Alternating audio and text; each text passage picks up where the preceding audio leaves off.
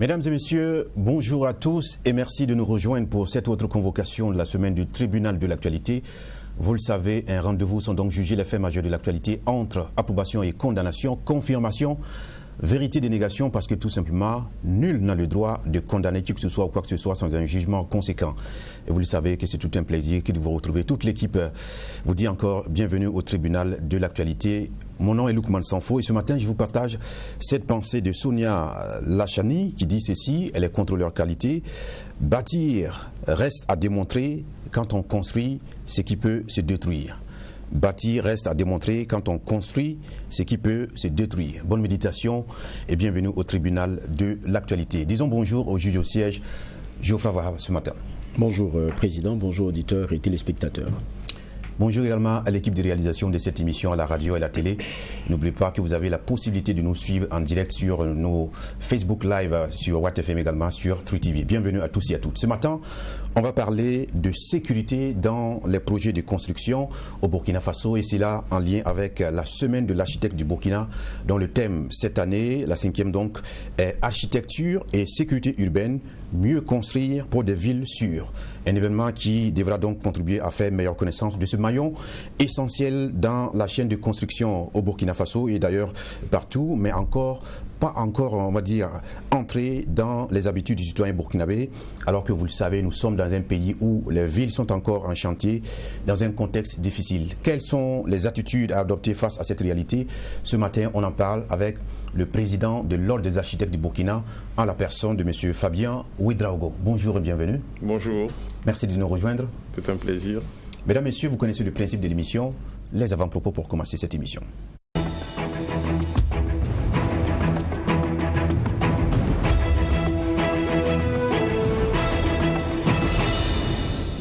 On va bien parler de construction et d'architecture, mais un regard sur l'actualité en guise d'avant-propos ne fera pas le mal.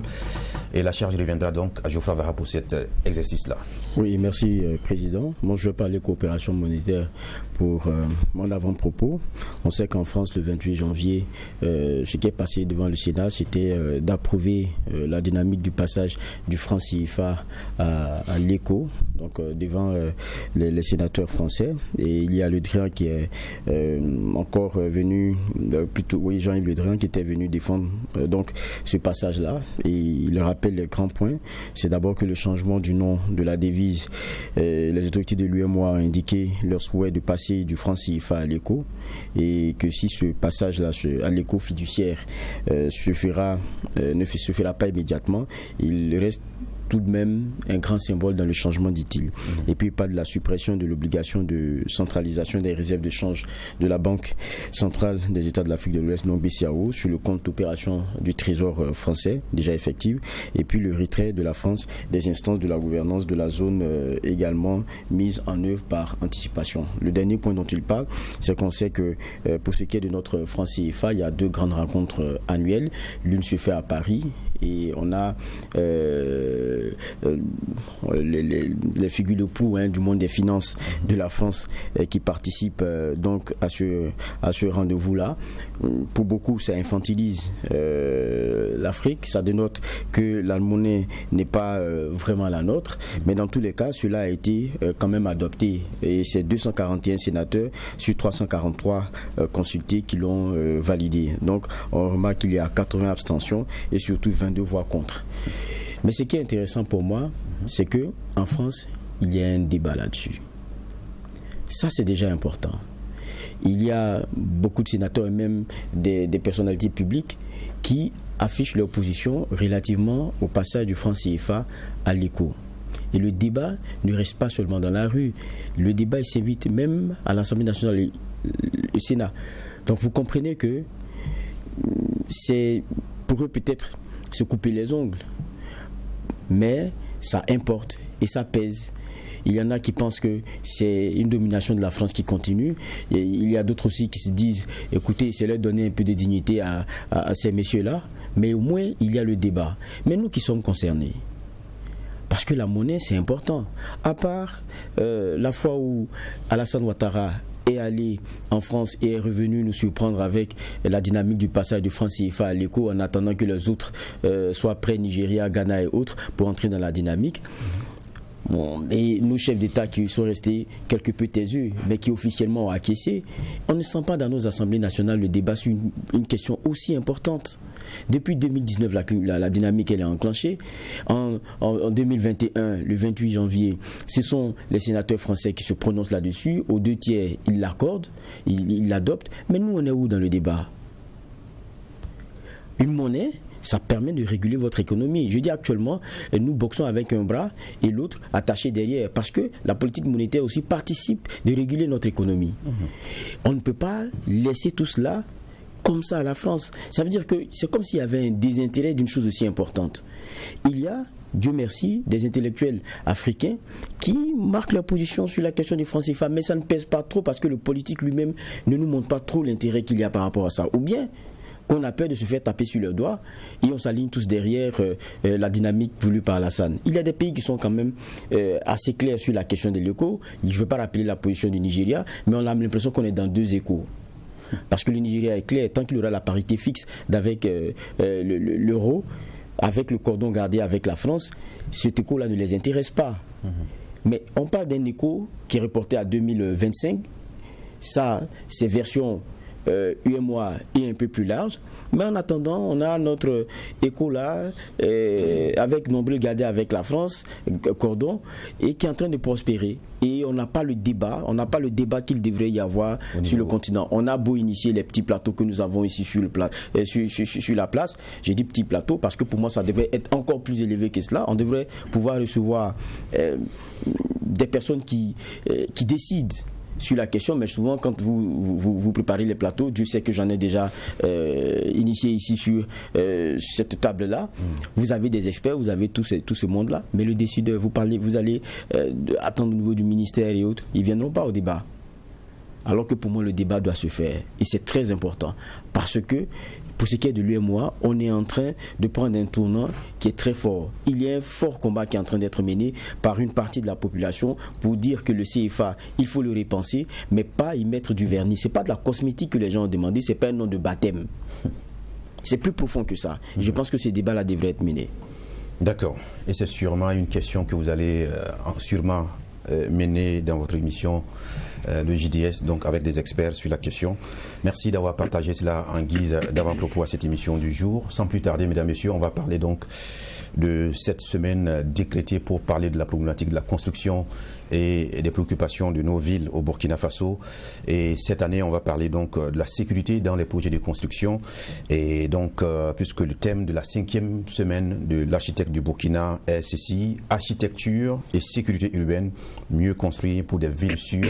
Nous en parlons avec le président de l'Ordre des architectes du Burkina, Fabien Ouedraogo. Encore une fois, bienvenue.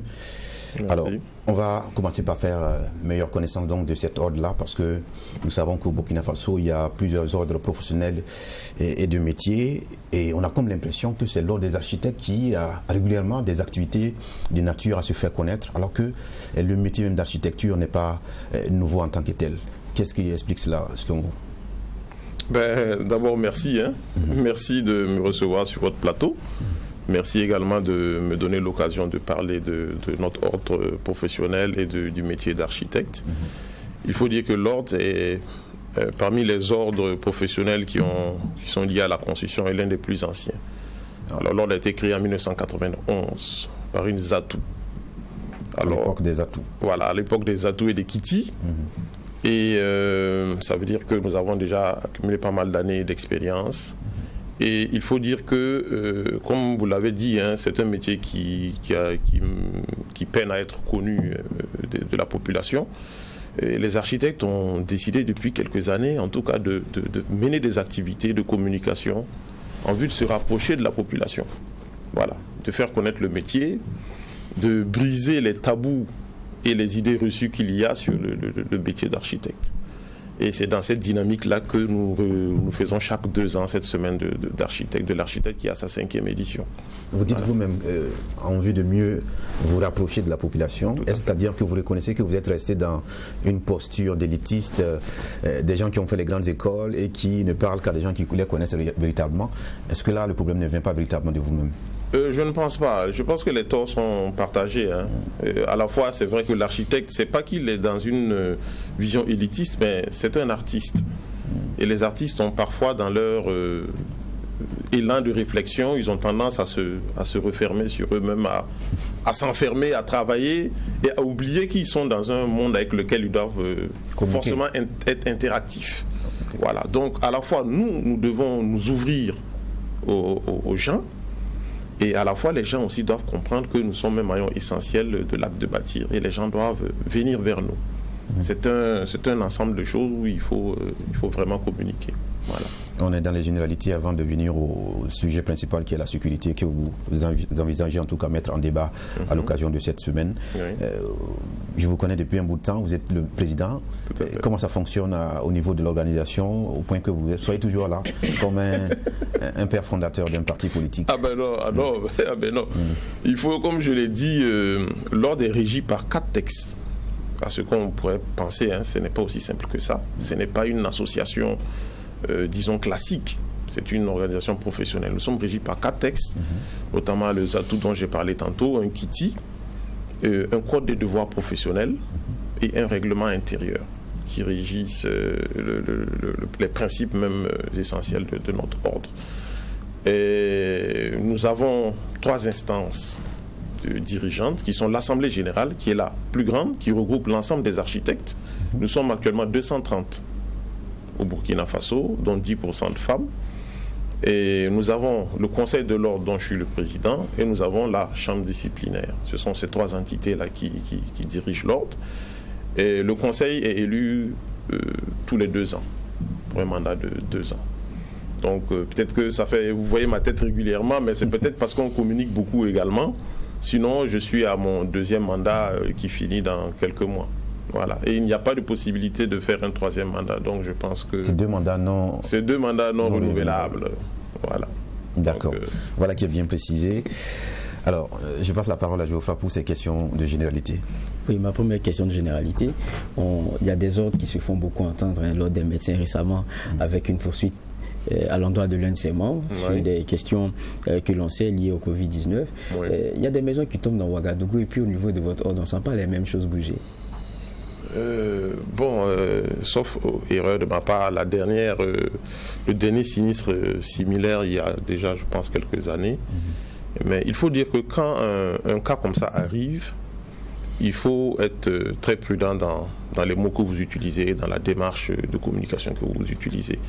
Parce que quand ce type de sinistre arrive, les raisons peuvent être multiples et diverses. D'accord. Voilà. Elles peuvent être liées à la non-implication des principaux acteurs que sont les architectes et les ingénieurs dans le processus de construction, que ce soit en amont ou en aval. Peut-être que ce ne sont pas les architectes ou les ingénieurs qui ont fait les plans. Peut-être que ce ne sont pas les architectes ou les ingénieurs qui ont suivi les travaux. Peut-être également que le maître d'ouvrage, comme on le dit dans notre jargon, a outrepassé les principes de son projet. Parce que si vous voulez faire un bâtiment à un étage, les éléments sont dimensionnés pour un certain nombre de charges. Vous décidez en cours de travaux d'augmenter ces charges-là, vous pouvez avoir ce type de problème-là. Ça peut être également les matériaux de construction qui ont des petits problèmes de qualité et tout ça. Donc, vous ne pouvez pas, lorsque vous avez ce type de sinistre-là, sortir à la télé et puis commencer à gesticuler dans tous les sens. Il faut mener une enquête, faire une expertise. Et à partir de cette expertise-là, maintenant, tirer les conséquences et pouvoir situer les responsabilités. Donc, je me permets de réagir à votre temps. Il se veut assez prudent en disant peut-être. Pourtant, certains architectes que nous consultons, ils sont formels. C'est un immeuble s'écroule, c'est forcément parce qu'on n'a pas eu recours au service d'un architecte, parce que les travaux n'ont pas été réalisés ou suivis par un architecte. Sinon, autrement dit, il n'y aurait pas ce type de truc-là. Alors, comme c'est à croire qu'avec un architecte, on est à l'abri de ce type de situation. Oui, c'est comme je l'ai dit, tout projet ou tout sinistre doit faire l'objet d'une expertise. Voilà.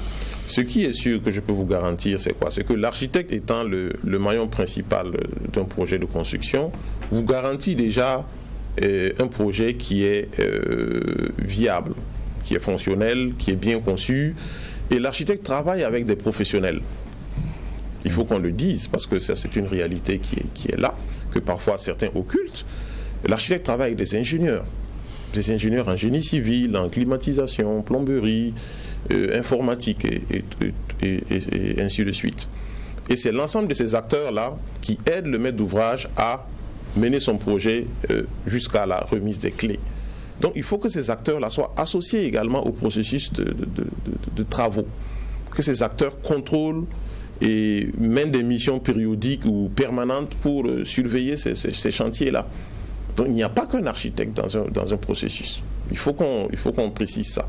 Et les gens aiment bien se tirer la couverture sur eux en disant que c'est eux, mais nous ne sommes pas les seuls acteurs. Nous ne sommes pas les seuls acteurs.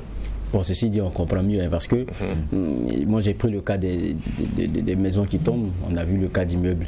On a on sait que le gros demandeur pour ce qui est souvent des œuvres, c'est l'État. Et lorsqu'on voit souvent les travaux qui sont fournis pour les infrastructures, il y a Dame Nature qui vient souvent faire le test avec les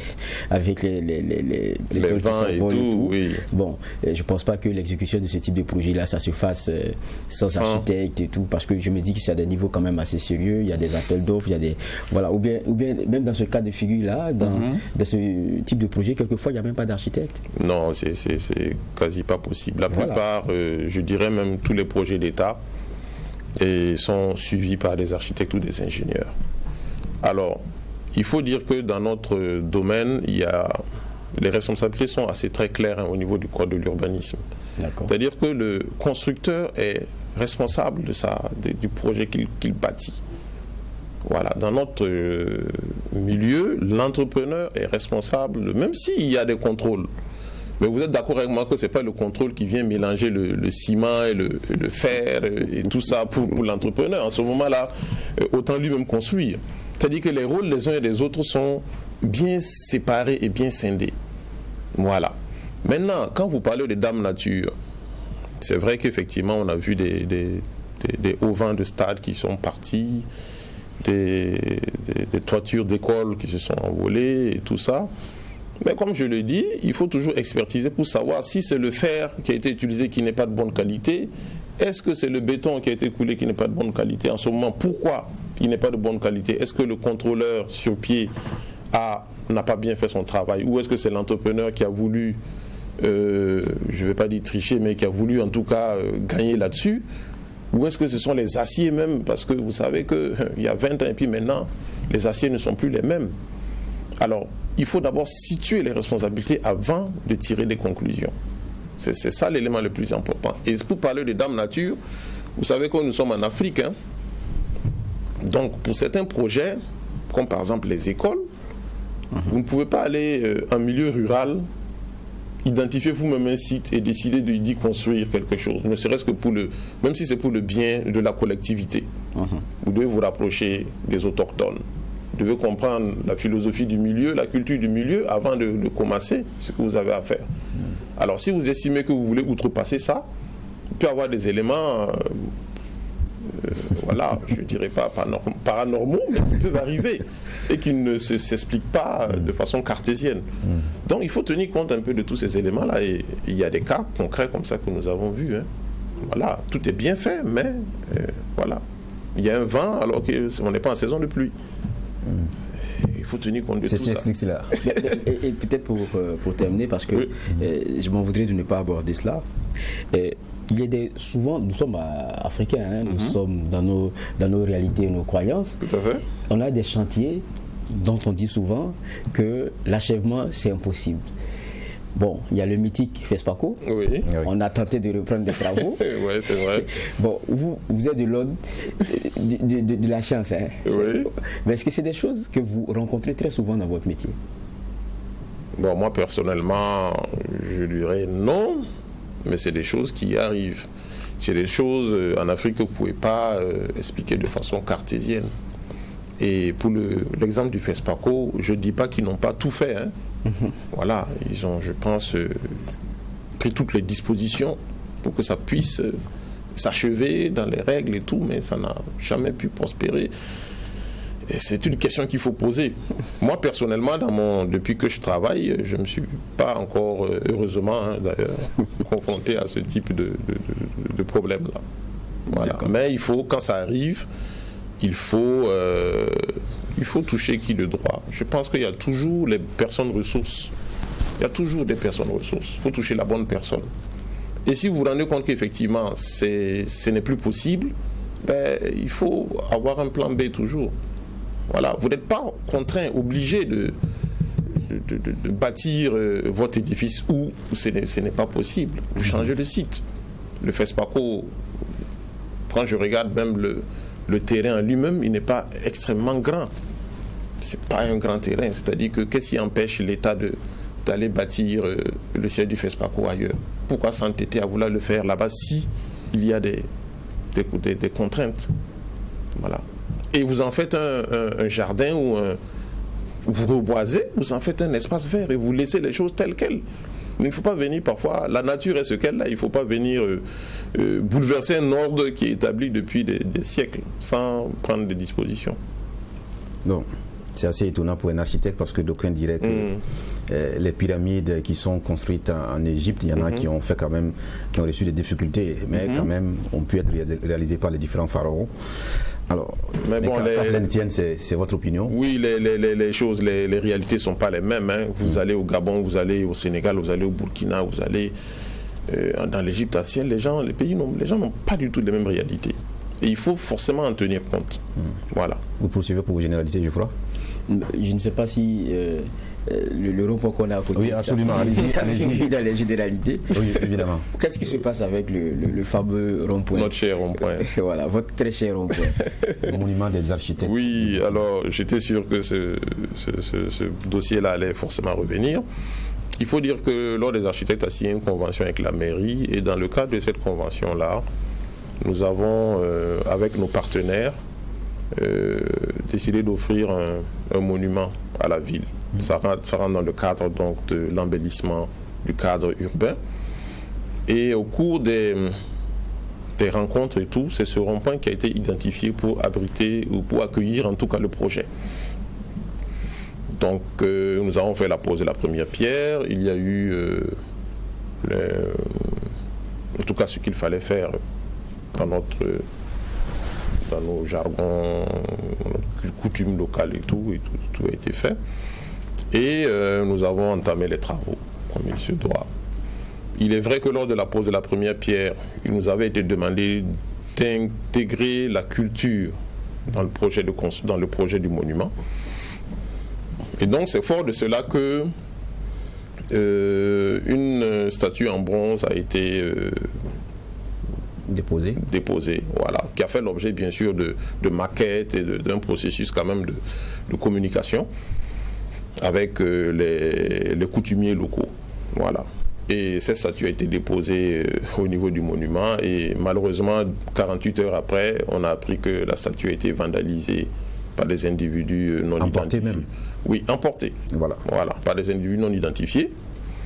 Alors l'Ordre a pris des mesures conservatoires, hein, c'est une organisation professionnelle, c'est l'argent des architectes et des partenaires que nous investissons, donc nous avons fait un constat d'IFIé et puis une déclaration de vandalisme à la police, à la Dumas qui est à Wemtenga. Alors il faut dire que le dossier suit son cours, et donc nous espérons en tout cas très bientôt avoir un dénouement assez heureux parce que dans tous les cas c'est de l'argent qui a été investi, quelles que soient les raisons qui ont entraîné ça, si c'est volontaire ou involontaire, qu'on puisse situer les responsabilités et que l'Ordre des architectes puisse rentrer vraiment dans ces fonds. Mais est-ce que vous avez eu tout de même quelques petits témoignages, quelques informations, parce que le rond-point il est juste à côté, hein, il est très fréquenté, c'est difficile de venir déboulonner la statuette là comme ça, et puis on sait que c'est pas fixé comme ça, pour l'enlever c'est vraiment pas facile. Des gens qui viennent, nous on avait pu faire un petit reportage qu'on avait initié, il y avait quelques témoignages, on parle de personnes venir avec un 4x4, tout ça, bon et dedans je sais pas s'il y a une question on va dire de perception culturelle. Est-ce qu'il n'y a pas eu ce débat-là sur peut-être la typologie de la statuette qui est venue être posée? Est-ce qu'il n'y a pas eu d'autres petits débats du genre? Peut-être. Dans tous les cas, tout ce que vous dites n'est que supposition. Il n'y a pas de caméra dans la zone. Donc, vous n'avez pas de traçabilité claire de qui a fait quoi. Ce n'est que des suppositions. Donc, je ne peux pas me baser sur des suppositions pour tirer des conclusions. Voilà, parce que tout ce qu'on dit est forcément, il faut bien peser les mots sans porter, sans accuser X ou Y. Et comme je vous l'ai dit, le dossier a été déposé en justice. Ben, il faut attendre que ça aboutisse. Mais dès que ça va aboutir, on saura vraiment qui est le chose, qui en sont les responsables. Parce que dans tous les cas, la police a fait des enquêtes.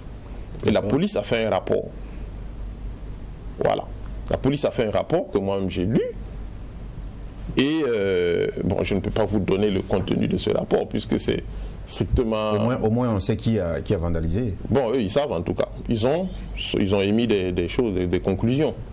Voilà, que je ne malheureusement pas je peux pas vous donner maintenant puisque c'est un dossier qui est en cours. Oui, mais je voulais savoir aussi, est-ce que la statuette en elle-même avait un problème? Est-ce qu'il y avait des sentiments controversés là-dessus? Je dirais que oui ou non, parce que pour ce qu'on sait, c'est quoi? C'est que tout ce qui est culture, là, il faut se rapprocher des notables. C'est ça. Voilà, et c'est ces mêmes notables-là qui se sont rapprochés de nous pour nous expliquer un peu quelle est l'histoire du milieu. Vous voyez, vous pouvez pas... C'est ça, hein, vous êtes architecte, vous ne concevez pas sans vous rapprocher du milieu également pour savoir quelle est l'histoire du milieu. Et c'est sur la base de ça que ce statut-là a été proposé et validé par les autorités coutumières.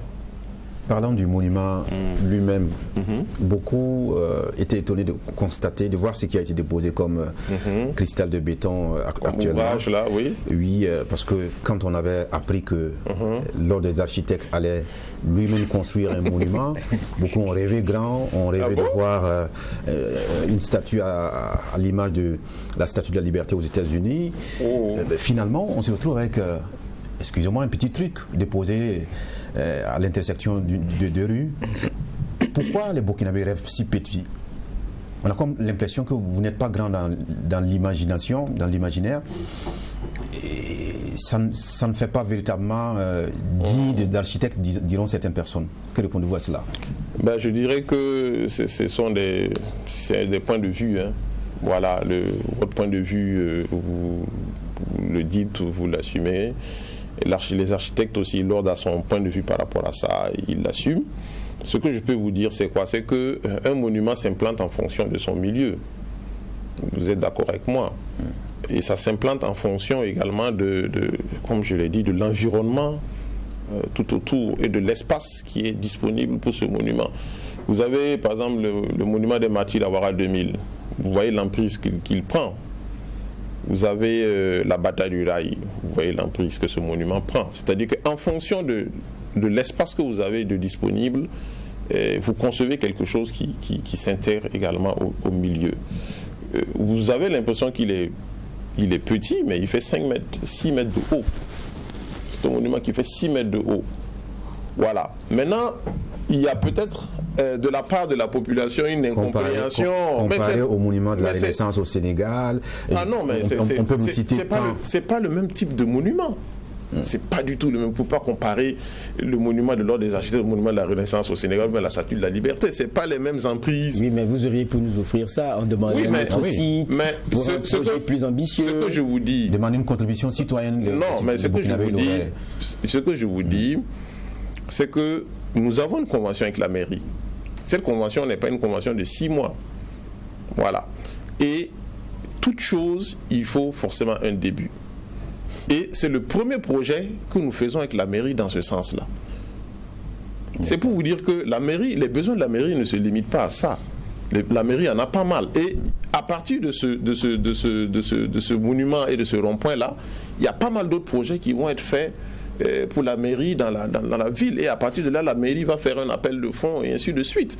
Donc ne pensez pas que ce monument, ce rond-point-là, ben, c'est fini. Ce n'est que le début d'un très très long processus.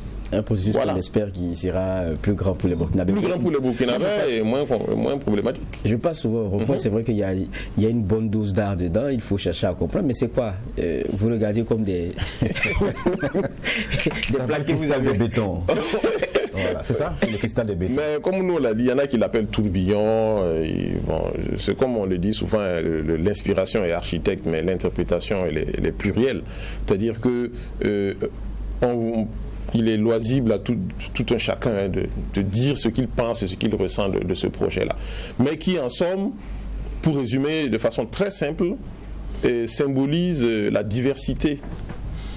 Vous voyez, les plaques ne sont pas les mêmes. Elles sont différentes, elles tournent, elles sont grandes, petites et tout. Ça symbolise déjà la diversité des acteurs, des architectes que nous sommes et l'unicité que nous formons. Parce que nous sommes tous reliés à partir d'un axe central. Donc c'est la diversité et l'unicité des acteurs pour offrir un cadre de vie beaucoup plus agréable aux populations. Mais c'est une œuvre d'art.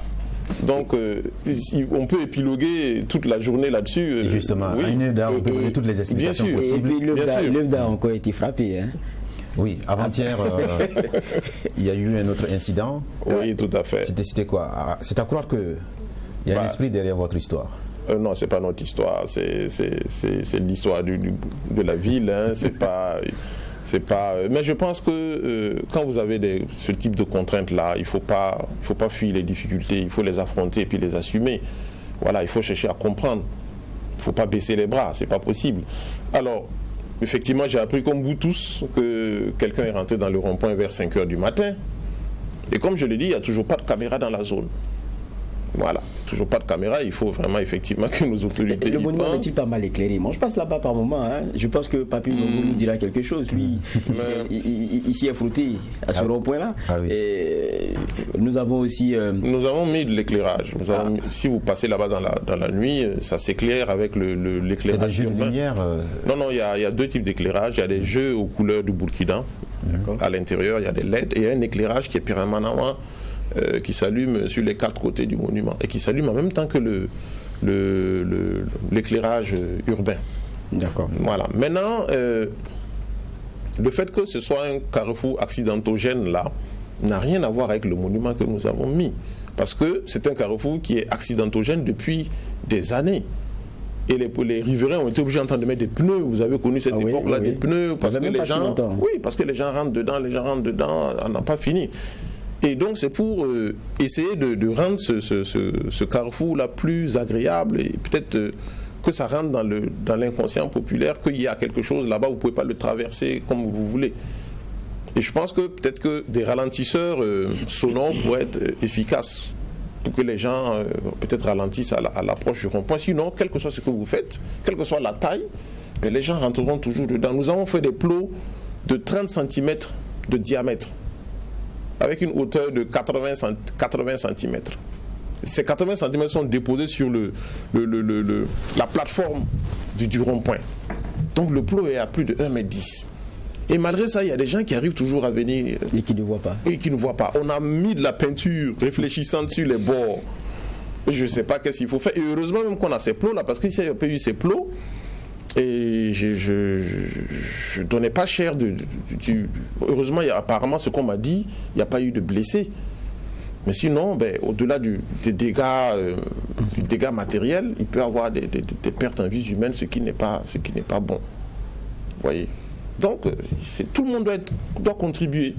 Nous, on fait ce que l'architecte apporte sa contribution. La population doit apporter également sa contribution, les riverains également. Et même la mairie à qui ce monument est offert. Il faut prendre des dispositions pour qu'il ne soit pas dégradé. D'accord. Monsieur Ouedraogo, on va évoluer, on va parler d'autre chose parce qu'il y a aussi la question de la formation. Depuis quelques années, on a pu remarquer certains établissements au niveau du Burkina Faso qui faisaient des offres de formation au métier d'architecte. Et à notre grande surprise, au lieu que cela enchante les architectes professionnels que vous êtes, vous avez publié il n'y a pas très longtemps un communiqué mettant en garde les élèves et les parents d'élèves justement sur ces offres-là. Et on apprend que depuis des années, vous faites des pieds et des mains pour qu'il n'y ait pas d'ouverture d'écoles professionnelles au Burkina Faso. Alors, on ne comprend pas véritablement cette attitude-là. Est-ce que ce matin, vous pouvez vous adresser aux parents d'élèves et aux étudiants qui ont envie de faire de l'architecture au Burkina Faso? Pourquoi est-ce que vous êtes opposé à l'ouverture de certaines écoles, on va dire de la branche architecture? Nous ne sommes pas opposés. Je pense que c'est... je dis pas un abus de langage, nous ne sommes pas opposés. Peut-être que c'est un problème de compréhension et de communication. Il faut dire que l'Ordre des architectes reçoit des architectes qui ont été formés. Mais malheureusement, nous ne sommes pas impliqués dans la formation de ces architectes-là, en tout cas sur le plan local.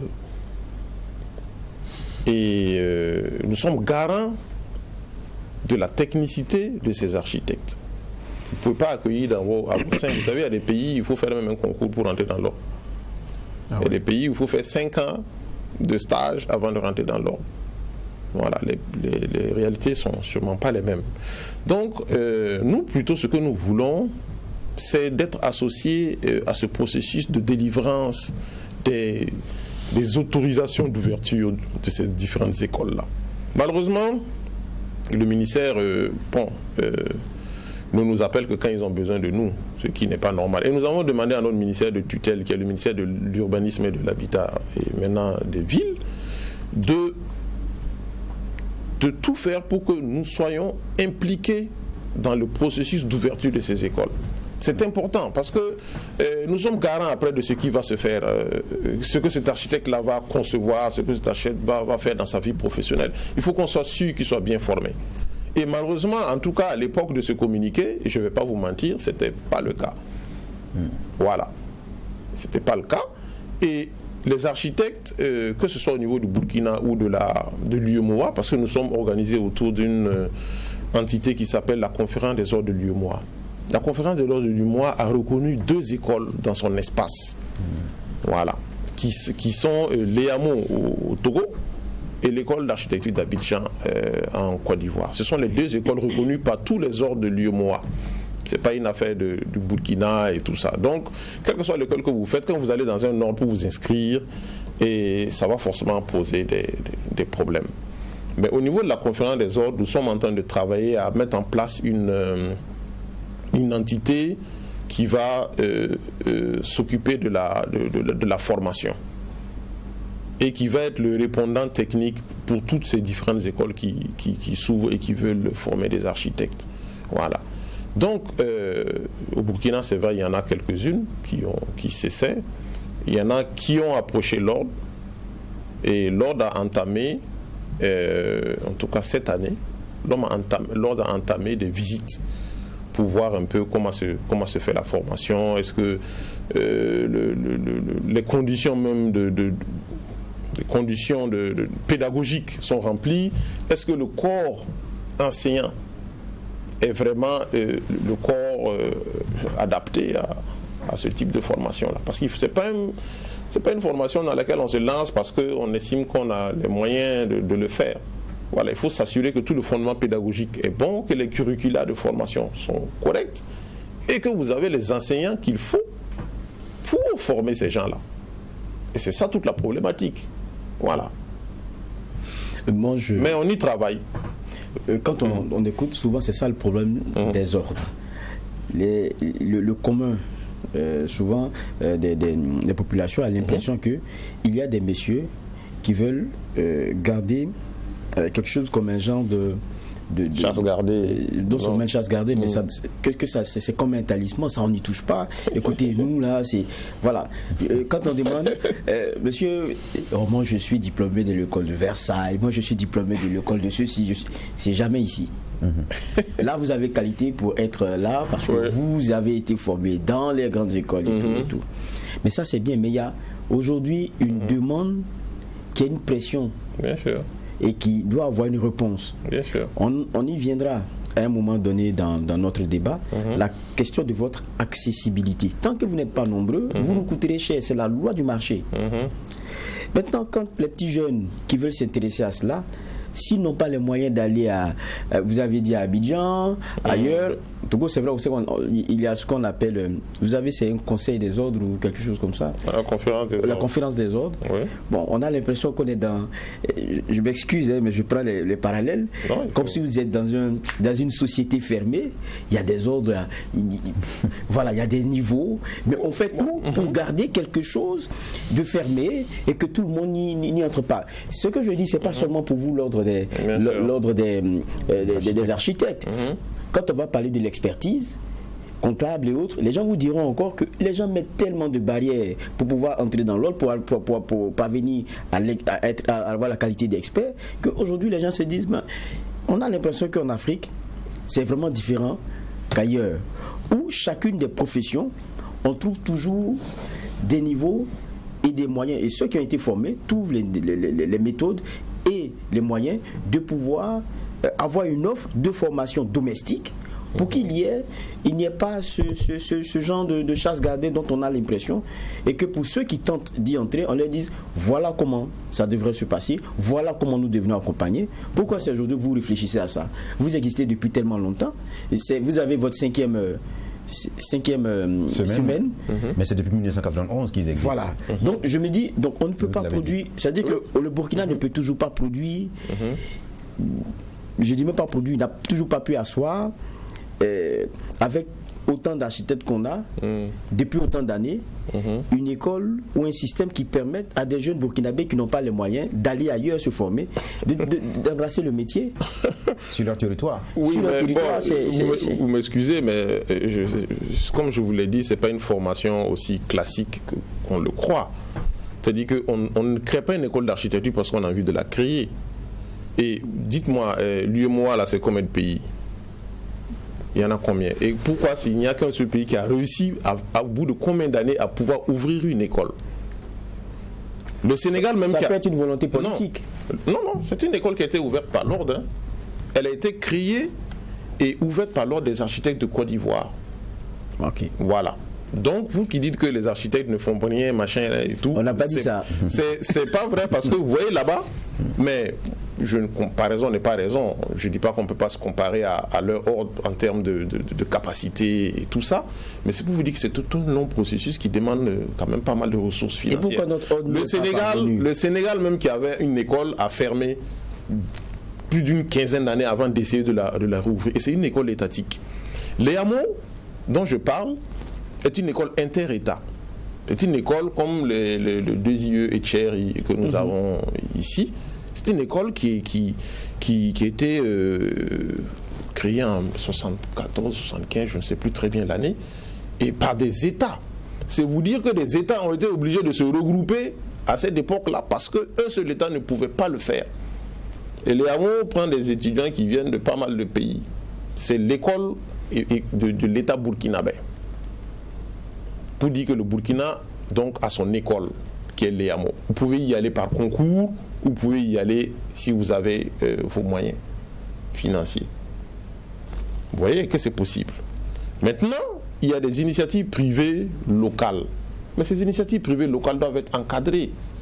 On ne se lève pas comme ça et dit oui, moi j'ai décidé de faire l'architecture, je fais l'architecture sans savoir quels sont les principes de formation et tout ça, les principes, le cadre pédagogique, le corps enseignant.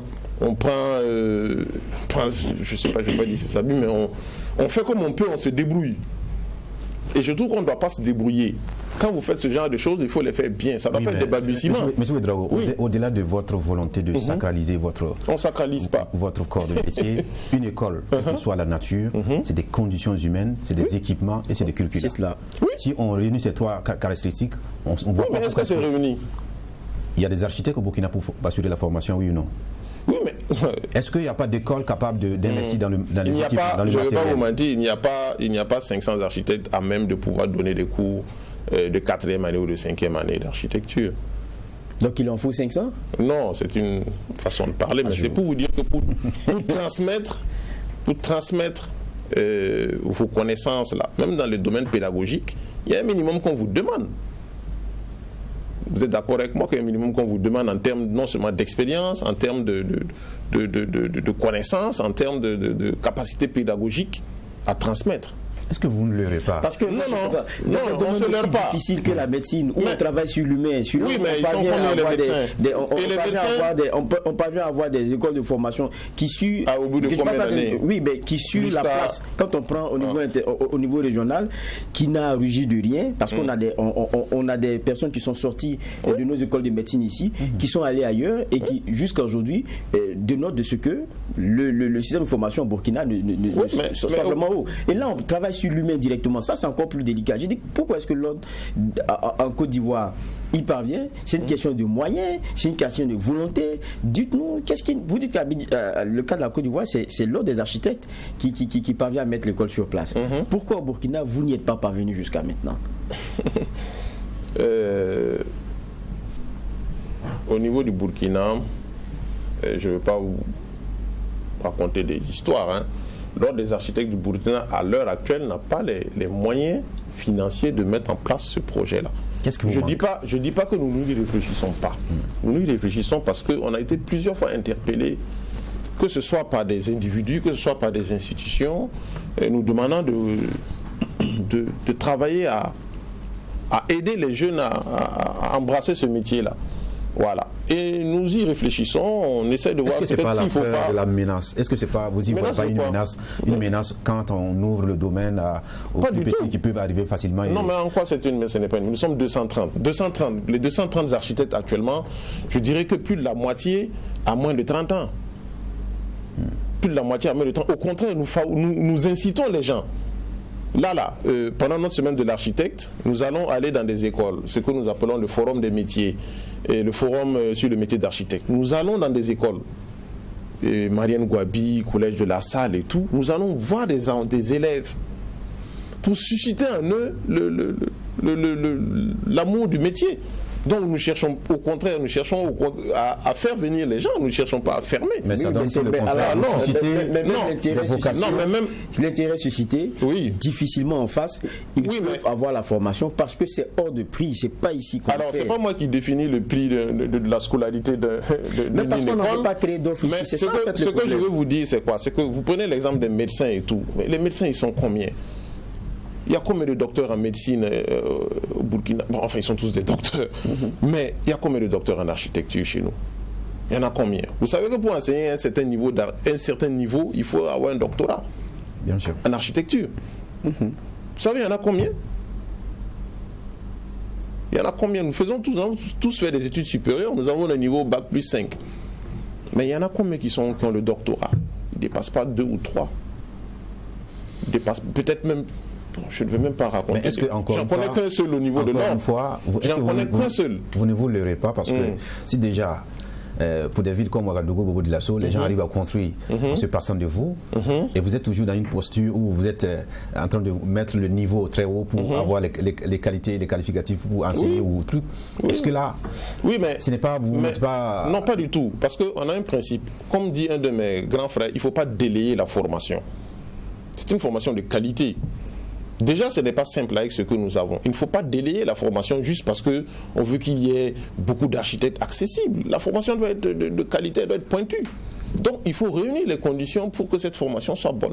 Donc, laisser le temps au temps de faire les choses afin que ces trucs-là ces éléments puissent... Les médecins, ils ont mis combien de temps avant d'avoir les premières écoles en dehors de la fac ici que nous avons? Combien d'années? Dites-moi, l'ordre des médecins. Combien d'années avant je pense qu'il y a une école à Sraba, non? Si je ne m'abuse, qui forme des médecins et tout. Mais même ça, c'est une école qui est contrôlée par l'ordre parce qu'on ne peut pas laisser sortir des gens... Non, nous sommes entièrement d'accord. On ne parle pas d'une formation qui soit diluée. D'accord. On parle d'une formation de qualité. Et je pense que c'est un ordre qui existe depuis fort longtemps. Et on ne peut pas accepter que, et c'est ce que moi je pense, qu'il y ait une profession qui soit exercée que par des gens qui aillent se former ailleurs et qui viennent et qui donnent l'impression que c'est fermé et qui ne donnent pas de possibilité à tous ceux qui sont intéressés à la question aujourd'hui d'avoir une offre domestique de formation. Soit on veut que ça se fasse de façon qualitative et qu'on participe à cela. Je suis très heureux que vous dites que vous êtes dans cette dynamique-là et je me demande maintenant quelles sont les perspectives par rapport à cela. La dynamique dans laquelle vous êtes, c'est avoir une école étatique parce qu'on sait que derrière aussi, il faut une politique. Il faut qu'il y ait le politique, quelquefois, qui fasse bouger les lignes et ça va un peu plus vite. Vous parlez des niveaux de formation qu'il faut. Quelquefois, vous êtes obligé d'avoir des expertises externes pour pouvoir former des personnes qui soient à même de former d'autres personnes après, qui soient des nationaux. Et ça, c'est des choses qu'on construit dans le temps. Aujourd'hui, vous êtes à quoi? Vous avez déjà pris langue avec nos autorités? C'est quelque chose qui est pensé? Où est-ce qu'on en est? Alors, ce sont des réflexions que nous menons. Ce sont des réflexions que nous menons et on est toujours au stade de réflexion. Oui, on est toujours au stade de la réflexion parce que c'est comme, vous ne pouvez pas décider d'être pilote et puis vous êtes pilote le lendemain. Vous allez dire qu'il faut qu'on... Bon, vous voyez, il y a des métiers qui ne sont pas aussi simples que ça, mais c'est bien d'en parler. Je trouve que ce sont des pertinentes observations, c'est bien d'en parler. C'est bien d'attirer notre attention encore sur ce fait-là. Voilà. Et l'ordre, je pense que ce soit mon conseil ou les conseils à venir, ils vont essayer d'approfondir. Il faut coucher ça sur du papier. Voilà. Il faut avoir des gens qui vont s'asseoir, mener la réflexion et voir qu'est-ce qui peut être fait. D'accord. Parce que la Chambre de commerce nous accompagne et tout ça. D'accord. Voilà. On comprend que c'est une préoccupation qui est sur la table de réflexion. Bien sûr. Alors, on va parler maintenant de la thématique de cette édition, architecture et sécurité humaine, mieux construire pour des villes sûres. Qu'est-ce qui peut bien justifier le choix d'un tel thème? Un thème, oui, bon, je pense que c'est lié à l'actualité du moment. Hein. Je pense que la thématique, chaque semaine, on essaie de voir qu'est-ce qui peut vraiment s'approcher de ce que le Burkinabé vit. Vous voyez, la sécurité urbaine, au-delà de la sécurité physique des gens, la fluidité des biens et des personnes, il y a pas mal de choses. Vous avez également les déplacés internes que nous avons au niveau du Burkina. Nous avons mené des réflexions pour créer un habitat d'urgence qui est adapté, enfin, on espère adapté en tout cas à ces déplacés internes-là. L'ordre a fait un concours d'architecture et a retenu un projet pour ça. Et actuellement, nous sommes en discussion avec le HCR et puis le ministère de l'Action sociale pour essayer de faire promouvoir ce projet-là. Vous parlez de l'abri charrette? Voilà, si vous voulez, l'abri charrette. Voilà. C'est ce que vous conseillez donc au Burkinabé pour des villes sûres? C'est pas ce que nous conseillons. Non, ça c'est un habitat c'est un habitat d'urgence. Okay. C'est un habitat d'urgence qui est typiquement dédié aux déplacés. Les gens qui sont dans des zones donc d'insécurité, qui sont obligés de fuir donc leur maison et qui se retrouvent en périphérie de certains quartiers, qui sont habités dans des écoles et tout de façon temporaire. Et le temporaire parfois devient le définitif et tout ça. Il faut trouver un habitat pour ces gens-là.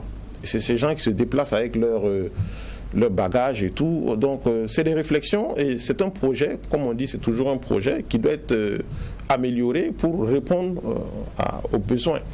Voilà. Mais il n'y a pas que ça, parce que au cours de la semaine de l'architecte, il y aura pas mal de panels de discussion qui justement ont un lien avec cette thématique-là. Sur 2 jours, je pense, le jeudi et le vendredi, il y aura des panels de discussion où les différents acteurs justement du domaine urbain et de l'architecture vont mener des réflexions dans ce sens-là. Parce qu'il y a également la planification urbaine, il y a la résolution ou la problématique des quartiers non lotis, parce que ça aussi c'est des causes d'insécurité et tout ça. Il y a la sécurité physique des gens, c'est-à-dire que quelles sont les prescriptions qu'il faut prendre quand vous avez un projet, c'est-à-dire que maintenant on ne construit plus comme il y a 20 ans. Il y a d'office des dispositions sécuritaires à prendre sur tout projet de construction. Voilà. Alors ces éléments-là n'étaient pas une donne, mais il faut faire avec les donnes les donnes actuelles. Même les villes, vous ne les concevez plus comme avant. Il faut tenir compte du climat, et tenir compte des inondations et tout ça. Donc il y a tous ces éléments-là qui vont être des sujets de réflexion lors de la semaine de l'architecte. C'est vrai que c'est intéressant parce que ça colle avec, pour moi, le besoin du moment. Même vous regardez dans Ouagadougou, ceux qui sont en train de construire, ils sont en train de finir leur bâtiment. Tout le monde essaie de mettre des caméras, tout le monde essaie de voir la question des issues de secours. On se crée des petits blocs gardiens. Ça veut dire qu'il y a beaucoup de choses qui sont en train de changer et qu'il faut vraiment intégrer. Mais derrière aussi, il y a peut-être cette question, parce que c'est sempiternel, c'est architecte. Tu vas mettre architecte dans ton projet là, ça va devenir cher, hein? Parce que ces messieurs-là, ils coûtent cher. Chaque édition, ça revient. Oui, bon. Vous rassurez, mais ça demeure. Oui, bon, ce sont des idées reçues. Et quand ça rentre dans l'inconscient populaire, c'est pas facile à casser. C'est l'objectif justement que nous faisons à travers ces semaines-là. Il y a pas mal d'architectes qui auront des stands. Donc ils pourront interagir avec les visiteurs nous avons à partir d'aujourd'hui une journée porte ouverte qui va s'étaler sur toute la semaine. D'accord. La JPO, c'est quoi? Écoutez, vous rendez plus accessible, si on peut le dire en guillemets. C'est-à-dire que les cabinets d'architecture sont accessibles. Vous pouvez rentrer, poser des questions, demander quelles sont nos tarifications, comment on travaille, quelles sont nos missions, quelle est la différence entre l'architecte et l'ingénieur, le constructeur, parce que beaucoup aussi ne s'en sortent pas. L'objectif de ces JPO qui vont donc s'étaler du 1er au 7, c'est pour faire ça.